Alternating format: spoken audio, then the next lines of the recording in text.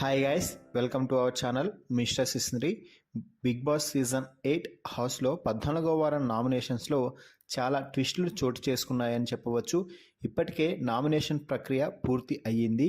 14వ వారం నామినేషన్స్లో భాగంగా ఒక్క అవినాష్ తప్ప మిగిలిన అందరూ కూడా నామినేషన్స్లోకి రావడం అయితే జరిగింది. నిఖిల్, గౌతమ్, నబీల్, ప్రేరణ, విష్ణుప్రియ, రోహిణి ఈ వారం నామినేషన్స్లోకి వచ్చి ఆడియన్స్ ముందు తమ అభిప్రాయాలను తీసుకొని టాప్ 5కి వెళ్తారా లేదా టాప్ 5కి చివరి మెట్టుపై బొక్కబొరల పడి వెనక్కి వస్తారా అని నిర్ణయం కోసం ఎదురు చూస్తూ ఉన్నారు.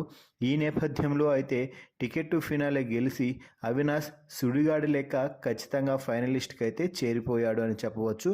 ఇక ఇప్పటి వరకు జరిగిన ప్రీఫోల్స్ సర్వేని ఒకసారి చూసినట్లయితే గౌతమ్, నిఖిల్ యథావిధిగా తమ టైటిల్ స్థానాన్ని నిలబెట్టుకుంటూ మొదటి స్థానంలో దూసుకుపోతుంటే దాదాపుగా వీరికే 70% ఓటింగ్ అయితే షేర్ అవుతుంది అని చెప్పవచ్చు. ఇక ఆ తర్వాత నబీల్, ప్రేరణలకి 10% ఓటింగ్ మొత్తం కౌంట్ అవుతుంది. ఇక మిగిలిన ఇద్దరికి 10% ఓటింగ్ అయితే కౌంట్ అవుతుంది అని చెప్పవచ్చు. అయితే గత వారం కూడా ఇదే తరహా ఓటింగ్ జరిగింది. నిఖిల్, గౌతమ్ మధ్య హోరాహోరీ పోటీ నడిచింది అని చెప్పాలి. అయితే అతి కొద్ది గ్యాప్తోనే నిఖిల్ టాప్ ప్లేస్లో గత వారం కొట్టాడు అని చెప్పవచ్చు. అయితే ఈ వారం పృథ్వీ ఎలిమినేట్ కావడం, యష్మి ఎలిమినేట్ అవ్వడంతో నిఖిల్కి మరింత ఓటింగ్ పెరిగే అవకాశం అయితే ఖచ్చితంగా ఉంది. దీంతో నిఖిల్ అలాగే గౌతమ్ మధ్య మొదటి 2 స్థానాల కోసం గట్టి పోటీ అయితే ఏర్పడింది. ఇక ఎలాగూ అవినాష్ టాప్ 5లో ఉంటాడు కాబట్టి 5th ప్లేస్ అవినాష్కి ఫిక్స్ అని చెప్పవచ్చు. అయితే ఇక్కడ పృథ్వీ ఎలిమినేట్ అవ్వడంతో విష్ణుప్రియ కూడా ఇప్పుడు టాప్ 5 రేస్లో హాట్ స్టార్గా మారిపోయింది. ఎందుకు అంటే విష్ణుప్రియ ఇంతకుముందు టాప్ 5 లిస్టులో లేదు. పృథ్వీతో కలిసి గేమ్ ఆడి తన గేమ్ మొత్తాన్ని పాడు చేసేసుకుంది. అయితే పృథ్వీ ఎలిమినేట్ అవ్వడంతో విష్ణుప్రియ ఫోకస్ టాప్ 5 మీద పెడితే ఆమె అభిమానులు ఓట్లు గుద్దిపడేస్తారని చెప్పవచ్చు. సో ఎటొచ్చి ఇప్పుడు ప్రాబ్లం అంతా ప్రేరణ, నబీల్తో ఇద్దరితో మాత్రమే ఉంటుంది. ప్రేరణ లేని కానీ అలాగే నబీల్ కానీ ఎవరో ఒకరు టాప్ 5లో మాత్రమే ఉండే అవకాశం ఉంది. ఇద్దరూ ఉండే అవకాశం అయితే చాలా తక్కువగా ఉండొచ్చు అని చెప్పవచ్చు.